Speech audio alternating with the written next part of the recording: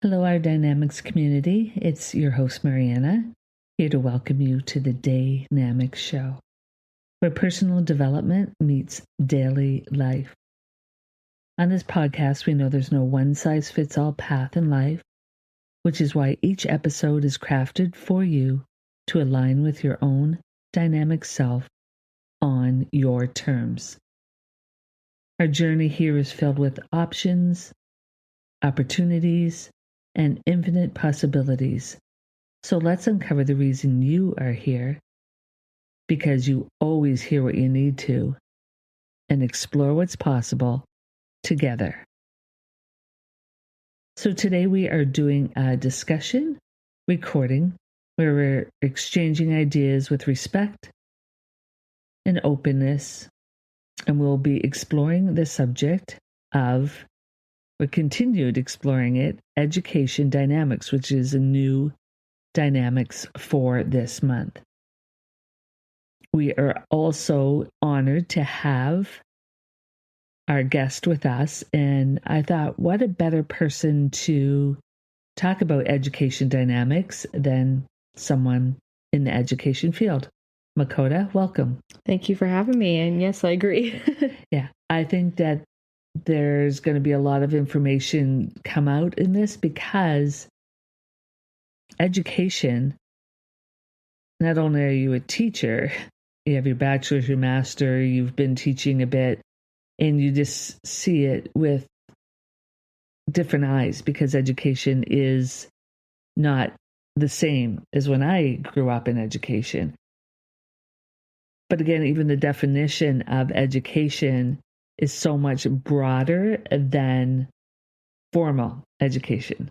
Right. So when you think of education, what do you think of right away? Well, when I think of education, I usually think about, how educated are you on a specific topic? I think before I went into university, I thought that education was, getting an education and going to school. But I see now that education is just how much knowledge do you have on a specific topic and how knowledgeable are you? And I would feel like that, for me, is the definition of education, is how educated are you on something.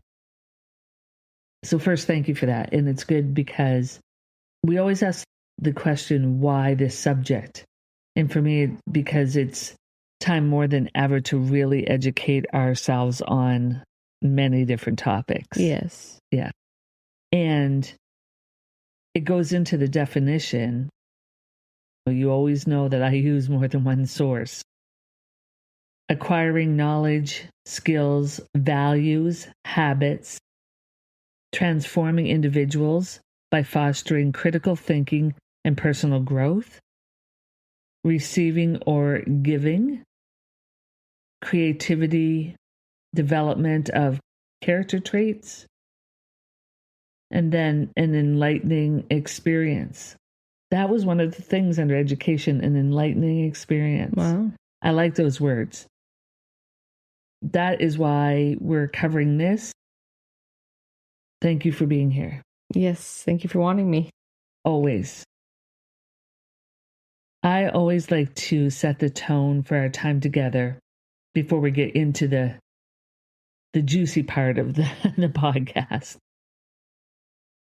It is more than just a podcast. We are here to remind you that flowing through each one of us is a dynamic energy that is ours to use every single day.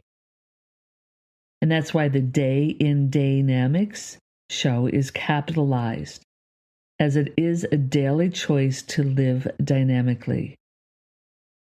So let's take a moment to center ourselves. Take a deep breath in and then out, and be fully present and listen with an open heart and mind. Since we know that what we focus on expands. A part of being dynamic is constantly changing, being open to new ideas, and knowing that we're always becoming something. And I think we become a lot more when we're educated, or at least we have some knowledge of what we are talking about. Let me ask you this, and I'll ask you this, Makoda. given the title, which I don't really have a title yet specifically, but given what it's about, education dynamics, and you answered this a little bit, but what is important to you when it comes around education? I know what you define it as, but what is important to you about education? That's two separate questions, Yes, two very separate questions. I think the most important thing to me about education and this topic of education is experiences, and that you can be very knowledgeable about a subject and learn about it in school and do projects on it and do all of this stuff, but to experience those things or to be able to really understand them from a first person point of perspective is very hard. But when you are able to do those things, it really does change your mind on understanding those topics. As an example, a lot of my kids in my classroom will probably have a harder time in their life traveling due to their situation, but they're able to vicariously see these places that we talk about through Google Maps or through maps or through my experiences, and being able to experience it is so eye-opening to them because they hear about these things, they know about these words, they know about these countries at such a base level of knowledge. You think about when you were a kid in second grade or third grade and you heard about a country that is unlike your own, you would just think, oh, it's the same as ours in every way. Or if you heard a little bit about it, it's totally different. But actually being able to go and see pictures or look at cultural videos and learn the language and those types of experiences make you truly educated, in my point of view, rather than just base level knowledge and thinking that you know it, but actually seeing it with your own eyes in some way. Right. Yeah. I like that because the importance of that part is it's a more meaningful and bigger picture version of being educated versus, like we always say, what you've been told it is. Yeah. There's so many resources now, and even going on the internet, looking up something, and like it's even the definition. There's always so much more important to really educate yourself before you decide on an opinion or a belief or what you choose to serve you around a certain subject, because you've now done your research for it. Yes. And then you get to see the bigger picture, and then you can decide what is right for you on that. Yes. Yeah. And the great example of you saying the younger kids are being exposed to many different things. So when you're teaching them a subject and you can broaden their horizons around it, yes. makes a whole different thing. Yeah, that's awesome. Thank you. And it was one of the reasons why Dynamics series was created, was one of the reasons why Kid Dynamics was created initially, is to have those resources as a part of education for kids on certain themes for the Kid Dynamics program. And then we had this conversation yesterday. Dynamics series covers all of the dynamics, but is also an evolution and a step forward from kids' verbiage, kids' understanding, to more of a teen, young adult understanding. Because I think if the adults are educated on these the way that the kids are being educated, then there can be those conversations. That's why I always look up a definition of a word when it comes to anything instead of just what I've been told it's supposed to be through my influences, what I might have saw online, may have read, maybe been downloaded from many generations of some things. Let's talk about more social media. I know that you did, when we did a podcast, you talked a bit about the social media and AI and all that stuff and how that's all affecting us. But let's talk about that from a educational point of view as far as the formal side, because then there's an informal and then there's other variations of education. There's the common sense, values, skills, transforming individuals because they know more. How about social media with the education side of things? Yeah, that's a very interesting topic because you have a lot of content creators make educational content for kids, which is great. And some of the people out there are really good and are actually very educational. But there's also a lot of easy ways for kids to get out of that loop. And that's the part that is a little scary as a teacher, that, okay, we'll give our kids Instagram or YouTube or TikTok because there's this one educational person that we like and it's safe.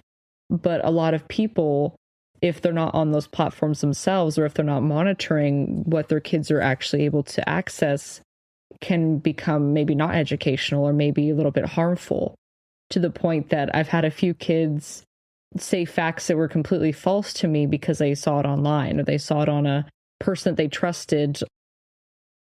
And then that becomes a cycle of, oh, are they just now spreading misinformation that kids are going to pick up on because they trust these adults that are supposed to be for them? Almost educating the kids to do more of their research and not just trust one person. Yes. Well, it's good in that way, especially maybe if they have parents that they disagree with when they're a little bit, older, maybe in the tweens and teens age, that can be a good outlet for them to do their own research when they see other people that are able to give them a different opinion. But for young kids, it can be a little bit hard for them to understand what is true and what is not when it's that younger age, when they're still trying to figure out the world around them.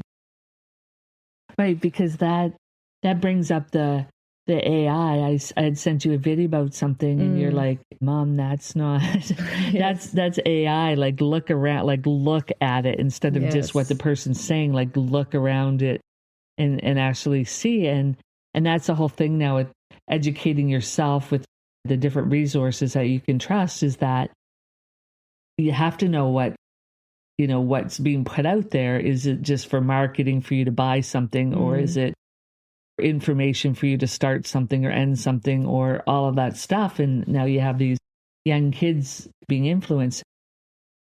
This is not a good or bad here. This is just information to be aware of. So as a person that is for the well-being of the kids is also, again, doing their research so they know what their kids are doing. You talked about a video game at one point or something. You don't have to say what it is because, but we can just keep it broad. Yes. Well, I think especially as someone that played video games from a very young age, mostly single player, which means that there's no other people that you interact with. Those games are usually pretty safe, especially if you follow the ratings of the game and all of that. But when it comes to online games, which are, more popular now because people are becoming more global, those have a lot less of filter on them, even though many games have a parental controls filter, or they have ways to disable things like chats or voice talk. There's still a lot of ways that it can be dangerous for kids because they're being exposed to things that they don't fully understand sometimes, or things that are even just mature in concept, like getting jobs or things that they don't really need to think about right now. And so when those games become more so, oh, how do I do things to become like an adult, that leads into a lot of topics for these kids that then they bring up to their friends, or they start saying at school, and then it becomes this thing of, oh, that sounds funny or that looks funny, and then they just repeat it. It's a very much like a copycat situation. They're not really understanding where a lot of this information is coming from, or if they see something that they don't fully understand, not every kid's going to go and ask their parent and say, hey, what is this? And not every parent's going to be looking into what their kid's looking at. And then it just becomes a cycle of, where did they get this information from and how do we stop it? And then at that point, sometimes it's spread so far to other kids that it's hard to go to the source. Yeah. I mean, you bring up so many great points. And I think communication is huge when it comes to educating. One of the definitions are receiving or giving instruction. It doesn't have to necessarily be an instruction. It can be a conversation, giving or receiving conversations around certain subject matters so they have the balance. So the education that they have is aware. When you started doing video games when you were younger, or going online, or your first Facebook, like what was the first thing? One, it was to never use your first name, Yes. your true first name when you're that young, or shorten it, a nickname of you or something, and then watch who's trying to communicate with you. Be careful what groups that you go to, who you follow, who you message with, pages that you are on. And I know that a lot of them have YouTube Kids now. You still have to be aware of what pages are going to or what videos they're watching as well. Yes. And having that conversation. It's not to filter out everything, but it's about being educational based when it comes to, hey, I know you're on YouTube today. Did you see anything that, you want to talk about? And especially in the classroom, you have this wide range of kids. All Yes. teachers do, all bosses or instructional or parents or grandparents or people that influence or coaches, I think it's so important that if you're in a position that you feel like you can do these things, especially as a parent or a guardian. I know that not everyone's a gamer, not everyone plays video games, or maybe they don't like watching YouTube, but even if you just take a few hours out of a month and actually do the things that your young kids are doing in terms of the video games they're playing, the videos that they're watching, and seeing how it really is, that can make a big step in the right direction of understanding if it's harmful or not for these kids to be interacting with. Right. Yeah. And how about when we move from that over to, again, because all of this is just about awareness, about the dynamics of education, given the definitions that we have, and broadening everybody's mind around education and the importance of it from a formal and informal. Now, informal meaning like, what about the education of values? What about the education of morals? How about the education of doing the right thing? How about the education of common sense? What do you feel about that side of education where it's a little bit less informal? Because unless you go somewhere that's teaching you that, in the educational system, where do you learn that education, as a real life experiences? Yeah. Being a current teacher right now, I can say that a lot of kids probably don't have a very good sense of a lot of these things. As someone that wants to become a parent, I feel like that's partly something that a parent should teach their kids to do. But it's also increasingly harder because the older that they get, the less time that you have with them. For me as an educator, I really do try to push that onto my kids and teach them how to have those values and virtues and teach them how to love themselves and to love other people and to be respectful. But sometimes even with topics that we're learning with the curriculum, if it's only taught at school and it's not enforced at home, then it kind of goes away every single day, or it kind of has to backtrack every single day. And so I'm not sure how it is for other schools or other parents and situations, but it would be nice if that type of stuff was part of a curriculum or part of the mantra of a school, really. And the way that school is run is based off of teaching their kids virtues and values and having that be important, because they know that sometimes that's not given to them at home, or maybe it's not given to them by an individual teacher because maybe they don't understand how to do it, or maybe they don't know those things themselves. Mm-hmm. And so if the teachers aren't educated and the parents aren't educated on it, how can they educate their kids properly? And then no one does it. So having some type of program or having some type of way to give that to children is so helpful. And I wish there was a clear answer. It really just depends sometimes on your situation, but I hope that more teachers and more parents want to have that be a focus of bringing up kids. Yeah, that's a good point. And having the balance be, it's great that you're learning the formal stuff and the school stuff. In a lot of cases, sometimes just a basic subjects, just having the importance of those other things, you get your schooling stuff done, whether it's homeschooled or in a classroom setting or whatever it might be, to the values education, the virtues, the skills, the habits, the transforming individuals, and how to think properly and about your personal growth and your relationship with yourself, and and all of that side that is so important. Yes. In the bigger scope of when you grow up. And that's not always taught. And it's not always about, okay, well, why did that kid do that behavior? Why are they acting out? Why are they feeling this way? It's not always a conversation about your emotions and your feelings and how to better combat getting upset or getting in trouble. It's always that, oh, well, you knew what to do. You did that thing. And so now you're getting punished.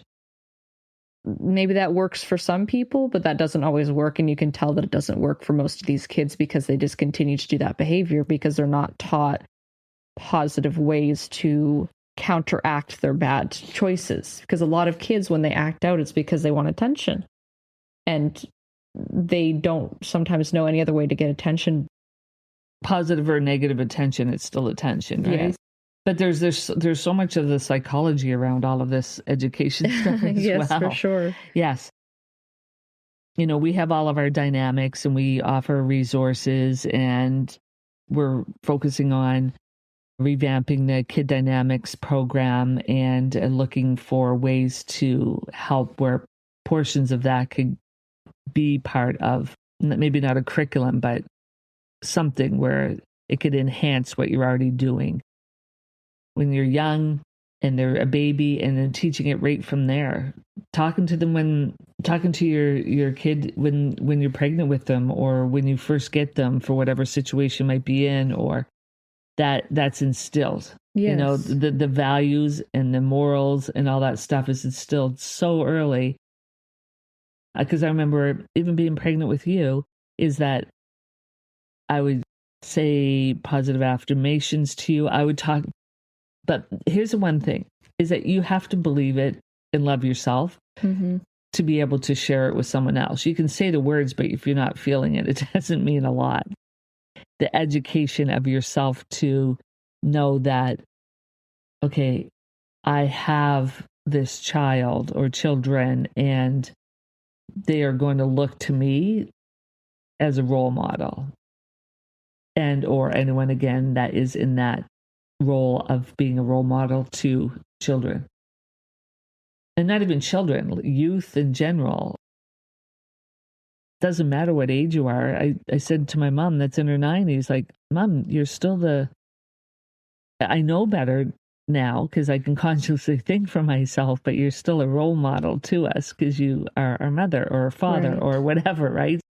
Or grandparents. It doesn't really matter the age, but if we can get it when our children are younger, then there could be that platform for them to have that base. Yes, because I did that with my kids this last week, actually, because they're all kind of ready for spring break.